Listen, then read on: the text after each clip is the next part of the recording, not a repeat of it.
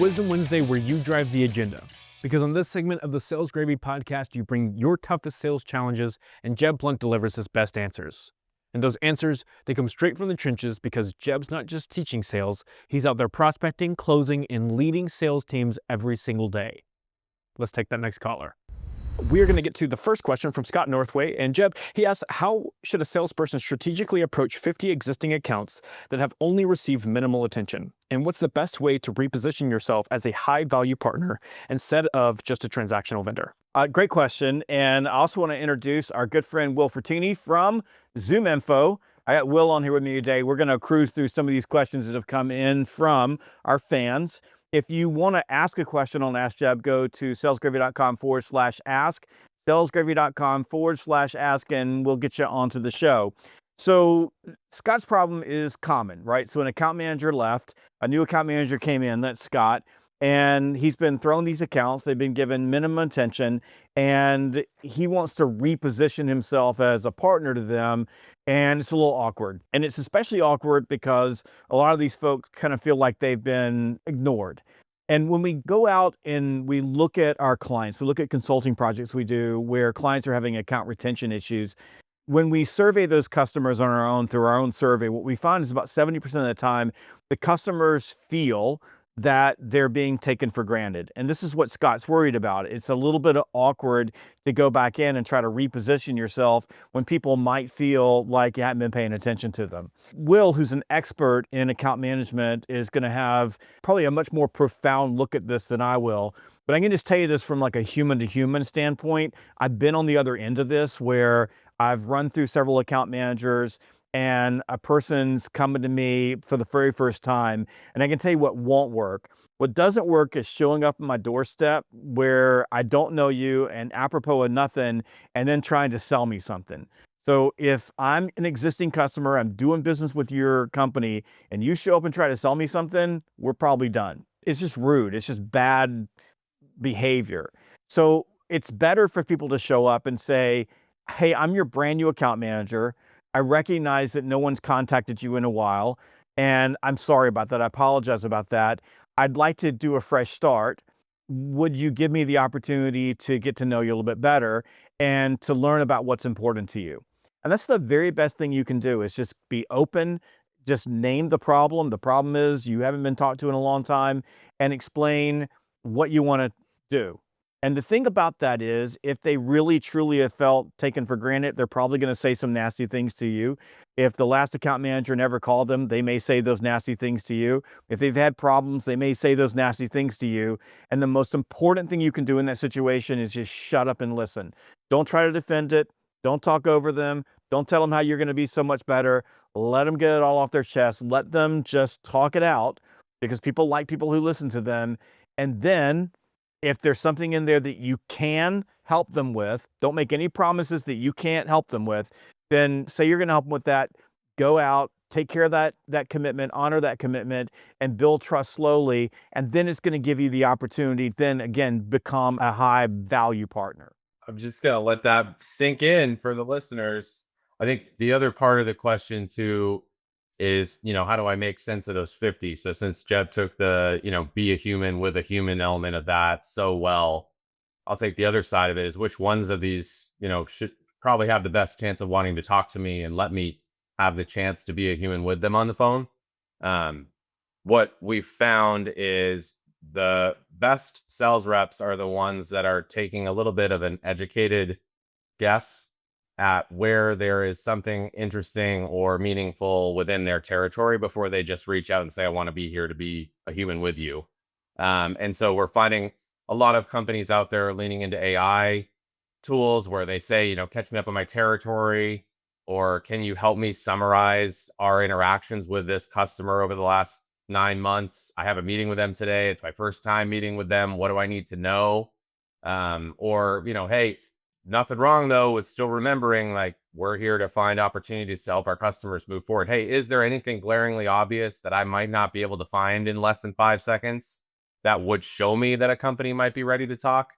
We've had a couple of examples of customers find their former buyers that their EPs have worked with, when they hand off a new account, the new account manager just literally says, what do I need to know about this account? Oh, good news. Jeb actually used to be a customer of yours at Acme Corp.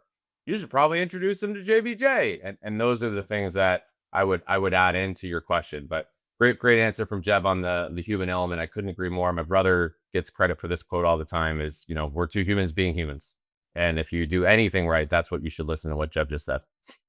And Will, while we're on the subject, I've got a little bit of something in my craw about account management. And it's just one of the big problems that I see out there. This example is from a software program that I pay for my company. It's the biggest spend that we have other than payroll. So it's a really big spend for us, 6 figures. And I'm typically on a long-term agreement with this company because it's pretty important to us, and that protects us and it protects them. And I'm okay to do that. It's good on both sides. We both get to negotiate the long-term to get a better deal for everybody. The thing is that leading up to the time when my account renews, I get lots of attention. And it's like uncanny. Like they fly people in to come see us. They hang out. Like how can we help you? What can we do? And I kind of know what's going on. I'm kind of playing the game. But every time it's like this promise, hey, we're going to be in there with you. We're going to help you. We're going to take care of you. And then once the account's renewed, my account manager disappears. And my account manager is a pretty good account manager. I kind of like them. But then they don't call me anymore. They're not like reaching out to see how I can help you. I have to do all the work on that. And I don't get it. Like, I don't understand that behavior because I really actually do need account management and I do want to work with them. And there's a lot of things that they can sell me that I don't always know if we've got the latest and greatest or if we're using everything the right way. But it'll be crickets for the next 3 years. Like, if I don't call them, they won't call me. And that I don't understand. And I'm just curious with your standpoint, because you've done this for so long, why are organizations doing that? And why did the leaders organizations allow that? And then my third question for you is, what are these account managers doing the rest of their life? Like, I mean, and it's not like I'm hard. Like, I mean, I'm just like, you pick up the phone and call me and have a 10-minute conversation and ask me how I'm doing, like, once a quarter, and I'm pretty happy. Like, are you so busy that you can't do that? And I'm just curious.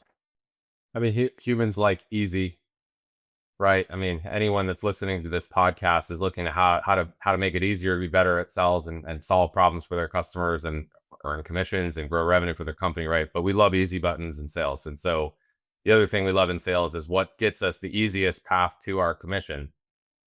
What I think I'm hearing in your question or your observation, Jeb, and I know you talk to sales leaders all day, is my question in return to that is like, what is the incentivized behavior that account manager's team is driving?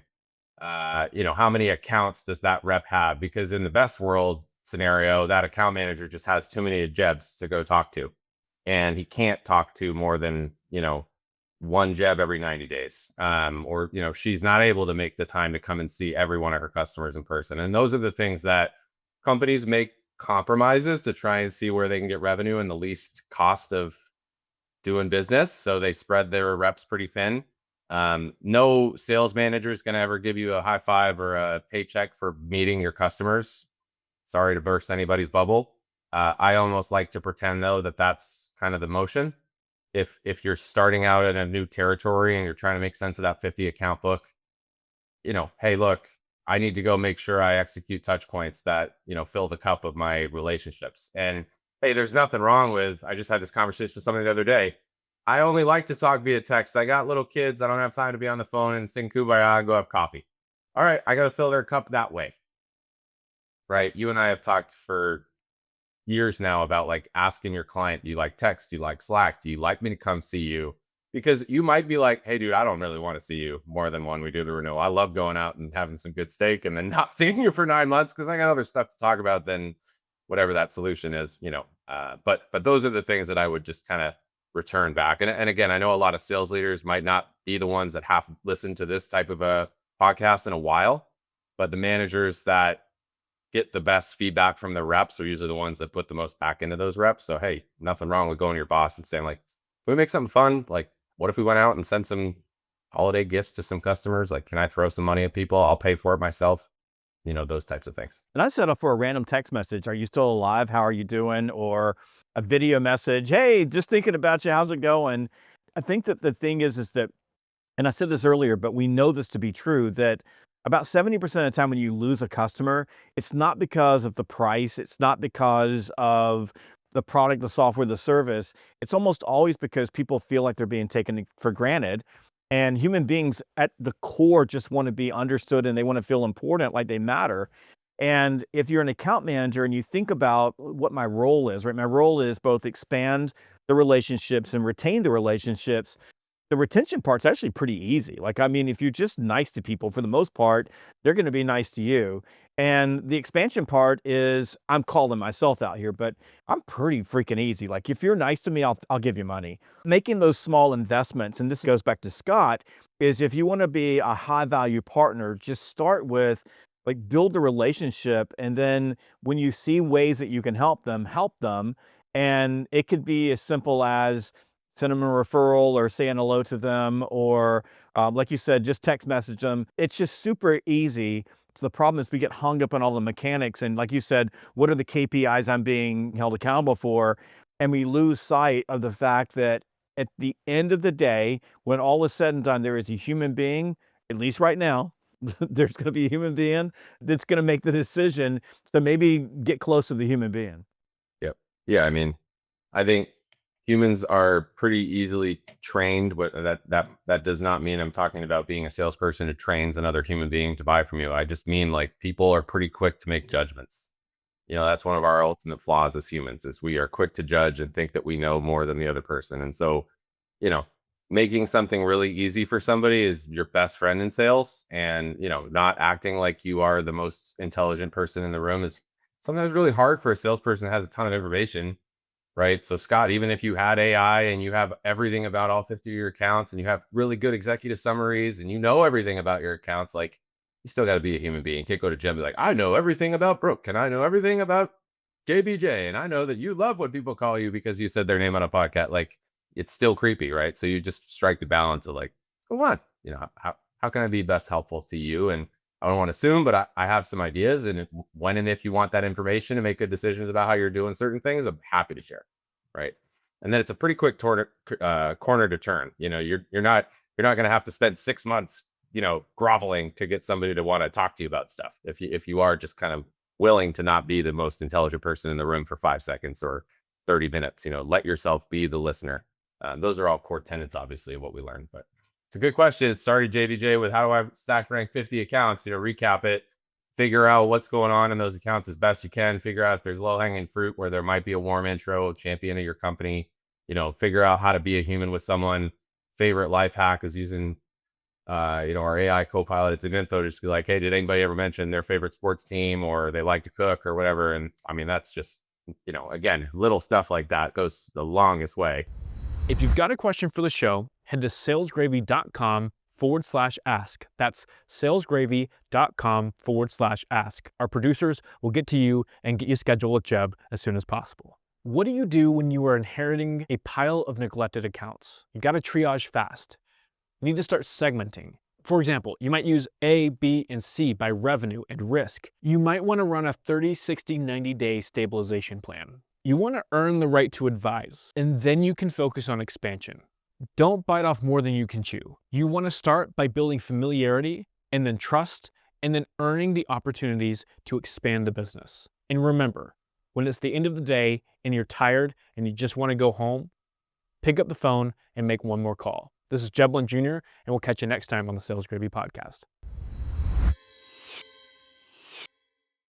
Hey, I'm doing a happy dance because you watched this video. Make sure that you click like and subscribe so that you never miss one of our amazing sales training videos.